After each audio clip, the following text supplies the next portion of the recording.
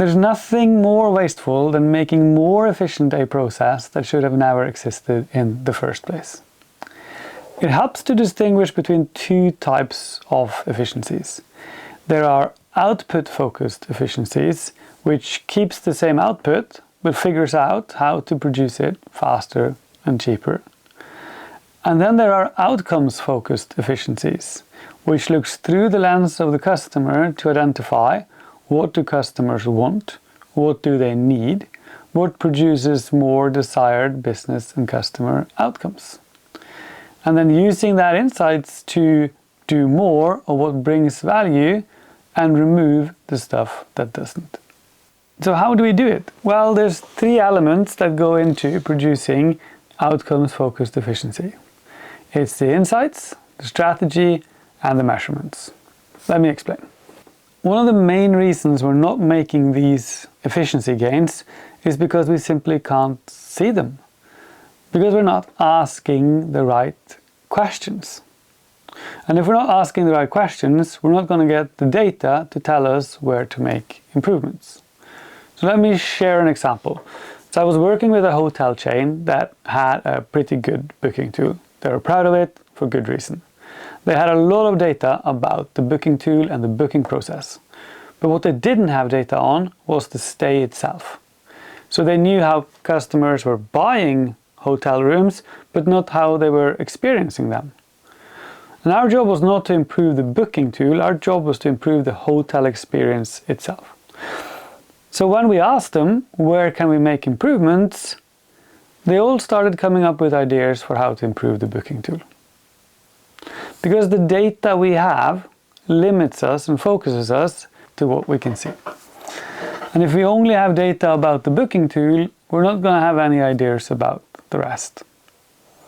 We need to start asking questions about the production of value, which is where you will find the outcomes, instead of the production of outputs, where you will mostly find our internal processes. The second element is strategy. If you don't know where you're going, everything will do the job. A strategy is a tool to help the organization set a clear direction.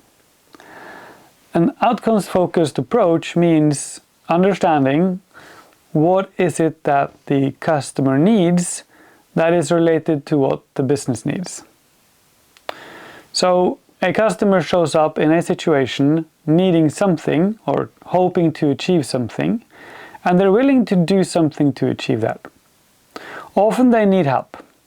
They reach out to companies which can offer something of value, helping the customer get closer to what they're trying to achieve. And in that process, the customer will unlock value to both themselves and to the business. So an outcomes-focused strategy includes what are the customer needs that are relevant to our business needs, what are the behaviors that will unlock the value that we are hoping to achieve, what is the value proposition that us as a company can offer the customer, leading to them choosing us, and what are the capabilities that we need to combine and manage in order to deliver to that value proposition. Now, a good strategy is very good at pointing out what to stop doing. There are plenty of efficiency improvements in good strategy. The third element is measurements that matter. It is critically important for a team to be able to see how they're delivering to their strategy. Are they able to do more of what is working and do less or stop doing what is not?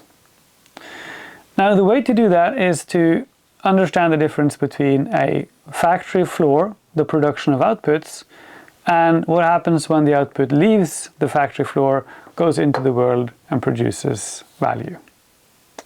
Now, most organizations naturally are very good at understanding and making efficiencies in the factory floor. These are the output efficiencies, but they don't necessarily have the capabilities in place to be able to understand, see, and measure what happens when the output leaves the factory, goes into the hands of the customer, gets used by the customer, and produces value to the customer and the business.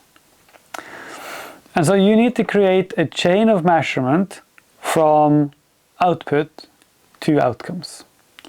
Now, a simple framework for that is to measure 4 things. Number 1, are we able to get to the right people with the right type of experience at the right price? Number 2, is the experience leading to value to the customer? Number 3, is that value leading to the behavior that we're hoping to help the customer with? And number 4, is this behavior leading to value back to the business?